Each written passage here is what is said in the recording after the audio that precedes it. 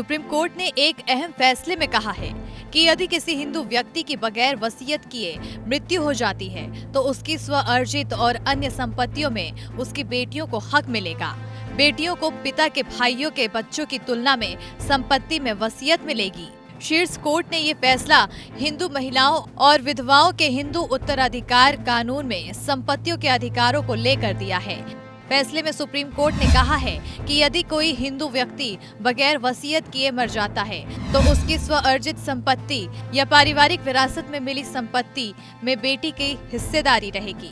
बेटियों को मृत पिता के भाई के बच्चों की तुलना में संपत्ति में वरीयता दी जाएगी। मृत पिता की संपत्ति का बंटवारा उसके बच्चों द्वारा आपस में किया जाएगा। जस्टिस एस अब्दुल नजीर और जस्टिस कृष्ण मुरारी की पीठ ने 51 पृष्ठ के फैसले में ये बात कही है। कोर्ट ने अपने फैसले में इस सवाल का भी निपटारा किया है कि क्या संपत्ति बेटी को उसके पिता की मृत्यु पर या किसी अन्य कानूनी उत्तराधिकारी की अनुपस्थिति में पिता के भाई के बेटे को जीवित रहने पर भी हस्तांतरित होगी। इस पर सुप्रीम कोर्ट ने कहा कि पिता के स्वअर्जित या पारिवारिक रूप से मिली संपत्ति में किसी विधवा या बेटी का हक न केवल पुराने परंपरागत हिंदू कानूनों में बल्कि विभिन्न न्यायिक फैसलों में भी कायम रखा गया है। सुप्रीम कोर्ट ने यह भी स्पष्ट किया है कि यदि किसी हिंदू महिला की बगैर वसीयत की मृत्यु हो जाती है तो जो संपत्ति उसे अपने पिता या माता से विरासत में मिली है वो उसके पिता के वारिसों को मिलेगी, यानी उसके भाई बहनों और अन्य लोगों को मिलेगी।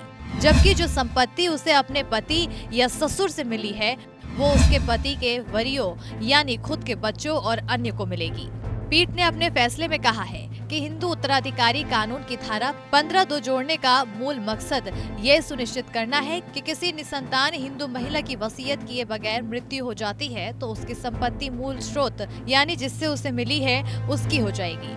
तमिलनाडु के एक मामले का निपटारा करते हुए जस्टिस एस अब्दुल नजीर और कृष्ण मुरारी के बीच ने ये 51 पन्ने का फैसला दिया है।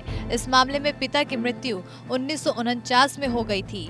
उन्होंने अपनी स्वअर्जित और बंटवारे में मिली संपत्ति की कोई वसीयत नहीं बनाई थी। मद्रास हाई कोर्ट ने पिता के संयुक्त परिवार में रहने के चलते उनके भाई के बेटों को अधिकार दिया था। अब सुप्रीम कोर्ट ने पिता की इकलौती बेटी के पक्ष में फैसला दिया है। ये मुकदमा बेटी के वारिस लड़ रहे थे। Bureau report APN।